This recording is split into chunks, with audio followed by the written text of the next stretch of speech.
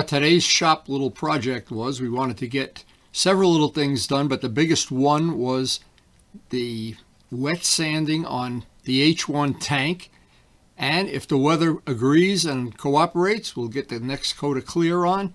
But right now, looking at the weather, it is totally unpredictable. And I'm not going to get involved in doing something unless I'm totally sure that weather is going to be in our favor. Now, I did wind up spending basically the whole day working on this tank and wet sanding out every flaw and every detail for the final coats of clear. And at the end of the day, I was really happy that I did. Now, I got up really early this morning. I really didn't want to take a chance of losing this day. It's a 50-50 chance it's going to rain, but a 50-50 chance it's going into the 40s, not the 30s, the 40s, which will make a great day to paint if it plays out that way. If it doesn't turn out that way, if it rains, at least I'll have all the stuff wet sanded and prepped. So what I did, I got up early again this morning and got a coat of primer on the kickstand so that the primer is dry, and I like to let that dry up by a heating vent. While that's drying, I can be sanding out Luciano's tank, and then the final thing is to make that corporate decision, is this going to be a painting day? And if it is, I can get the final coats of clear on Luciano's H1 tank, and boy, will he be happy. He'll be happier than a pepperoni pizza with extra pepperoni. Anyway, so the point I'm always trying to make is that when I get my weather report in the morning, I like to try to stack the deck in my favor if possible. Now, on these days that it's 50-50, I do have mechanical stuff I could be working on out here. But anytime we have a day that it's going to go into the 40s at this time of year, we'd like to get some paint on. And even if we don't get the paint on, the fact that I'll have it all sanded out, prepped, and ready to go, it means when we do get that 40-degree day, we're right outside and paint. So what we're trying to do today is stack the deck. The problem, as always, is the weatherman is wrong more than he's right. But if you're in a position where when you do get that day that it's really going to be a paintable, nice day, and yeah, I've actually painted in the 20s, the 30s, and the body shop supply places, all the paint places. Oh, you can't paint below this temperature or that temperature. Well, if you have a choice, it's great. But if you don't have a choice, you got to go to war with the army you have. And normally, when it does go up into the 40s, I'm always right away thinking, time to get a ride in. But I'd like to get that clear on for Luciano. I know the truth is the reality.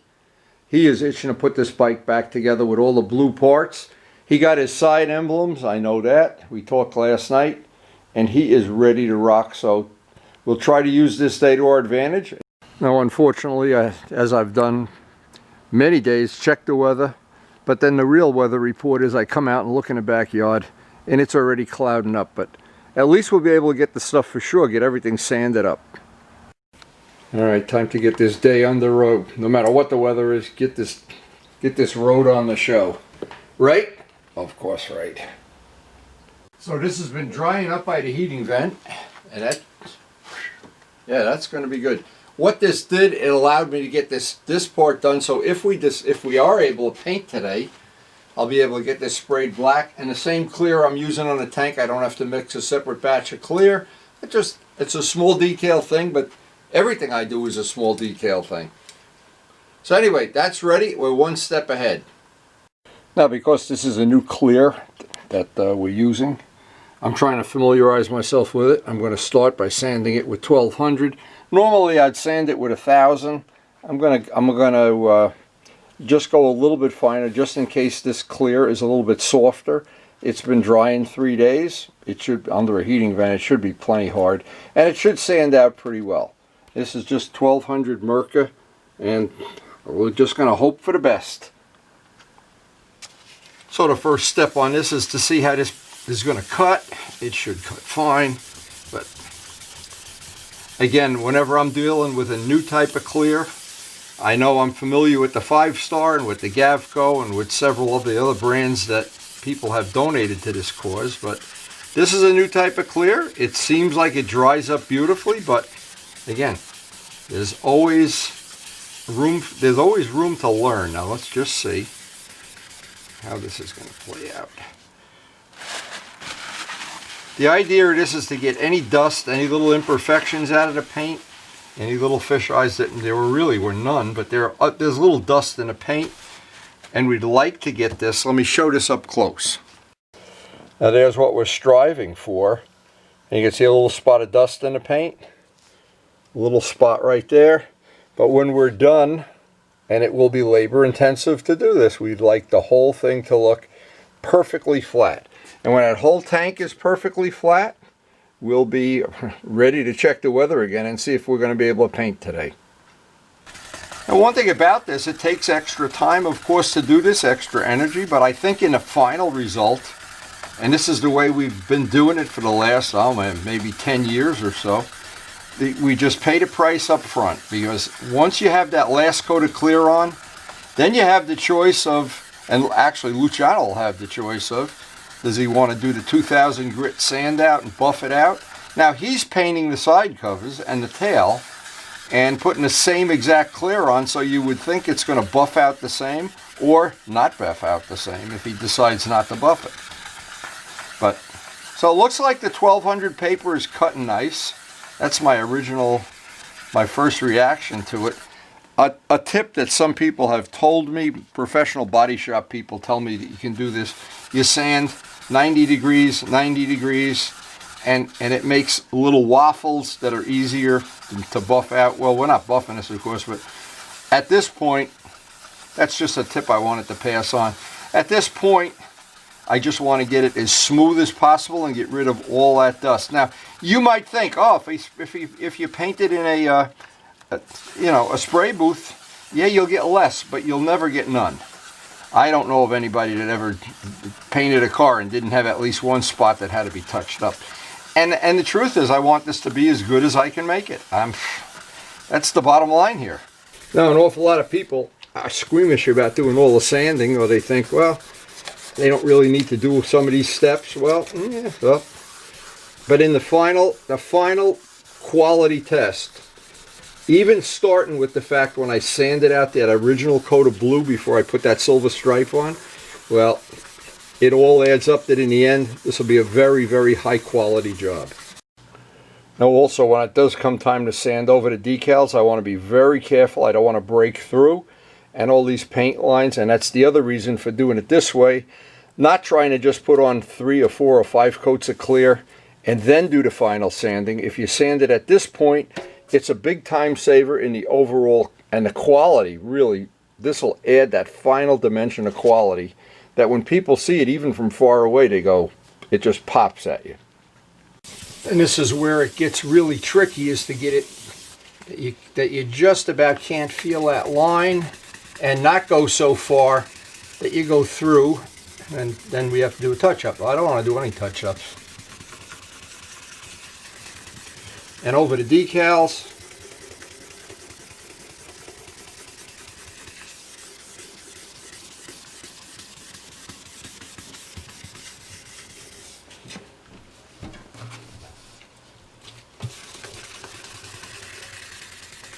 and down here, right, I want to just, barely feel that stripe.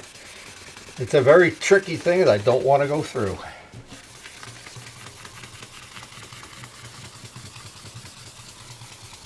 Now, I think we're coming up on it, but one thing I have to do is I just have to be patient now. Once I dry this up, look for any little spots I've missed. Most of the time with a rubber glove, feel any little shiny spots, and I know I have to do a little more sanding. And as I go along, this is what I'm looking for. These little, see the little shiny spot? So I know I've got to go back over that. There's a little dust in the paint up here, little spots, but basically we got that done. And up on this side's going to need a little more work because there's a shiny spot right there. I think you can see it. There, just make it shine there. And it's just this part of it, and we still have the other side we haven't started. This part of it just gets very, very labor intensive, picking away at every one of those little spots till this whole thing is flat and smooth. And we won't quit until we have that done, no matter how long it takes. Now, from this point on, this gets really time consuming. You can see the shiny spot there where it needs a little work.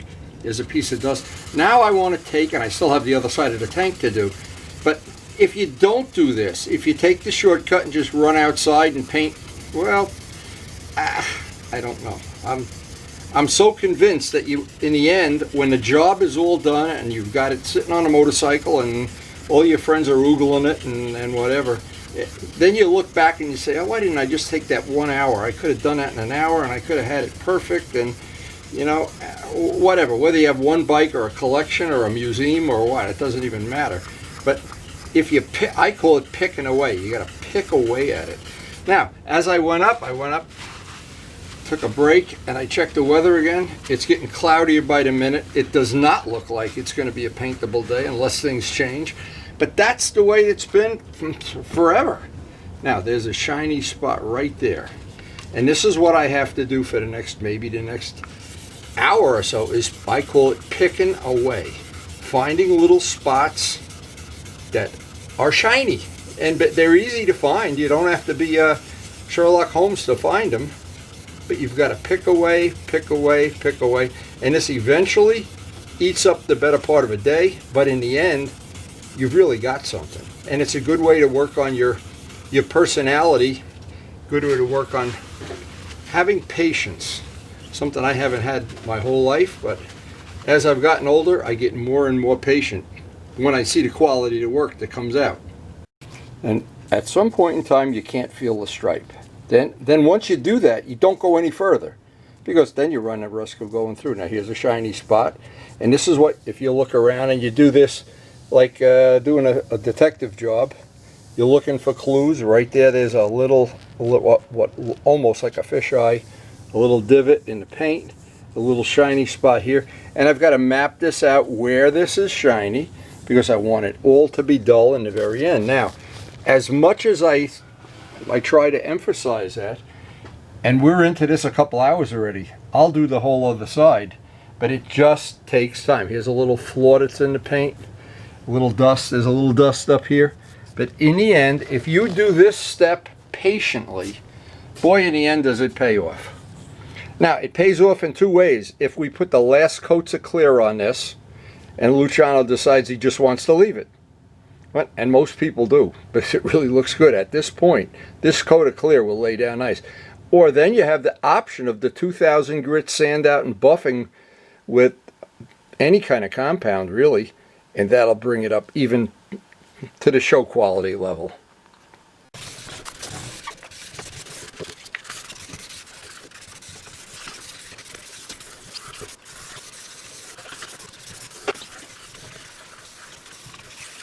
And in the end, it always comes down to how fussy you are and how long you're willing to spend on this step.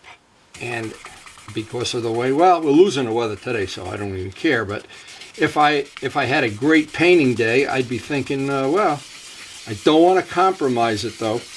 And anytime you start something like this and in the middle of it, it starts raining, or you get raindrops on it, and it's also to your advantage to have the sun out, because you can candle it and see if you've got any overspray or any other things you want to deal with. Anyway, we're closing in on having this today, and I have really spent more time than I thought this would take, but I think we got, well, as I say it, and you just constantly, there's no end to it if you're fussy. And I guess from this video, that's the best thing you can get out of the video, is it's really no different than mixing concrete, just takes time. This is not a high-tech, high-skill, whatever. This is mixing concrete. And if you're willing to spend that time, the result is you're going to have something nice at the end of it. And I keep finding little spots. I thought I had them, to be honest, I thought I had them all. I won't rest until I can't find a shiny spot on this tank. And then I know the next day I will wait for, the whole thing here is going to be wait for perfect, absolutely perfect weather. Don't compromise that into the final thing. It's just not going to happen. You know, since we're not, well, Luciano's not riding today. I think he put his bikes away for the winter already, but I'm still getting some rides in from time to time, but they're quickly slipping away. They're sliding away. But if you've gotten from this video just how fussy you have to be, and you have to do just what I'm doing right now, if I show it in real time, I don't know how you can not figure it out. This clear seems to sand out beautifully. I think when it's time to buy some clear, maybe I'll get a gallon of this. Find out where Luciano got it. I always like to experiment with new paints. Always, you never know everything. It's always time to experiment. And somewhere in the future, I need to have a dedicated day to do this sound test with that Turbo Steve sock thing. We'll see how that works. Maybe we can upgrade the sound on some of our ride videos. All coming. All coming. And as I always say, we're always a prisoner of the weather. The weather is always, we're imprisoned. So the final step, and I'll do this just before I paint it, is to tack rag everything down. And this even gives me one more chance to see if there's any little flaws I can fix. I think we got it. I think we got it. And boy, if there ever was, in the all of motorcycle restorations, if there ever was a labor of love, it's doing one of these old gas tanks. And the good news is, you know, when you can do this, here's the whole thing in a nutshell. You just can't go buy that tank brand new. This will even be a little bit better than new when it's done. Well, the way this played out today, it gave us a tank absolutely ready for clear, and it should be absolutely show quality when that's done. I couldn't be happier the way it worked out. The weather, as always, unpredictable. It looks like it's going to rain any minute out there, and I wouldn't dare. That is the most important lesson to learn, is if you do painting outside like I do, don't compromise it. Well, we can paint for 10 minutes. I have my kickstand drying up there. I'm ready to paint that. At the same time I mix the clear for this, I can put the clear on the kickstand. It'll be a win-win, but I'll wait for that day, and I hope we get one very soon. Anyway, I always want to thank the healthcare workers. My God, can you imagine if we didn't have the devoted people that we have taking care of business? And I mean, I know a lot of them have given up a personal life. I don't even want to think about it. And my family so far, I hope your family, had been we've been sequestered, I've been riding alone. But I would really be very happy when this is all over. I'm sure you will be too. Anyway, I hope you did enjoy the video. We're going to wait for good weather now. We are really in the driver's seat here. I'm sure Luciano is patient. He knows he's not going to ride this afternoon anyway. And when we're all done, we'll get together with him for a nice photo shoot with the green parts, the blue parts, a test ride. I've already had a test ride on this bike. When it had the green parts on it, it's a cool bike. It's a bike, a keeper, that's for sure. Anyway, again, I hope you enjoyed the video, and thanks so much for watching. Now, we do try to post up something every day. Well, some days the weather wins. Today the weather kept us from spraying that clear, but we have something really interesting to share. This is a picture of my late friend Alan Albert, a AAMRR racer, as most of my friends are, the old timers.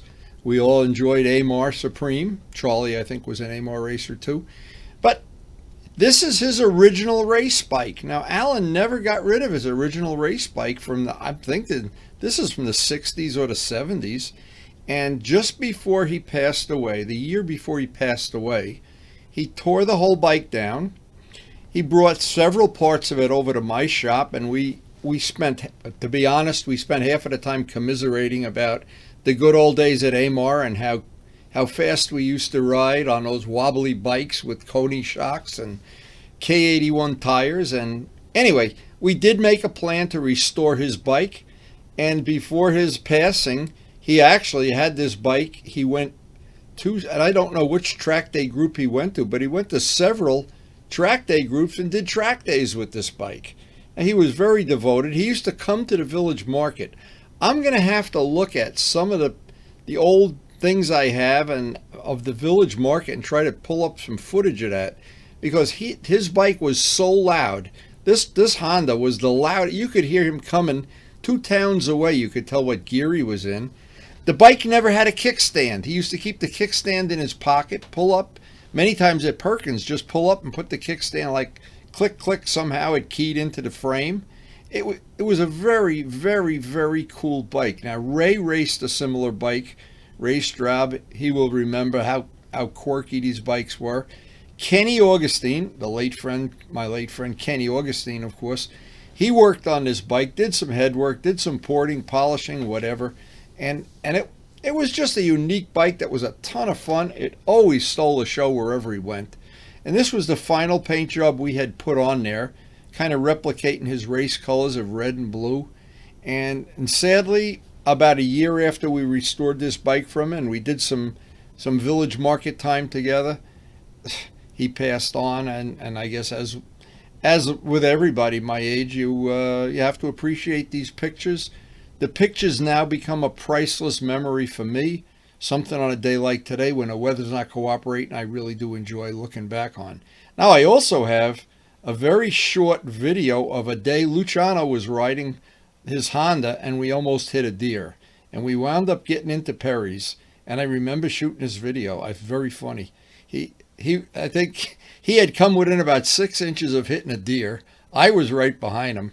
And this is how it all played out. It's pretty funny. So Valentino, you got to tell me, how do you like this new bike? It's beautiful. No, that's not the fan. Come on, it's my across the bike. street. Oh, it's across the street? Yeah. Man, does he have enough gold parts on this? Half of China's on the front of this bike. Man, Look at all this gold accessory. Oh man, Hanson, when he sees this, he's gonna go wild. And I had This is Glenn's old bike. Oh, it is? Yeah. We were going up 106 pretty good and a deer ran out in front of Luciano. He got his full attention. Ah, my deer. Come here. What? I had this left over. I got this cigar left over from the other one. I just put it there. Some of that old footage of adventures we had when we were the A-Team a long time ago, and those priceless memories of Bob Navola almost hitting the 2 baby bears, and oh my God, I'm so glad I shot all this footage. Now in the later years of my life, I get to look back at, God, some of the fun we had. Anyway, this is going to be, we're coming up on the end of the video here, and I wanted to, of course, again, thank everybody for watching. Thank everybody for all the fun we've had over the years. We are truly blessed. We are blessed to have the A-Team, and to bless that at this late in our life to be out riding motorcycles and hanging out with each other and eating bagels and who knows what. Guys, I can't tell you over and over again, thank you so much for watching.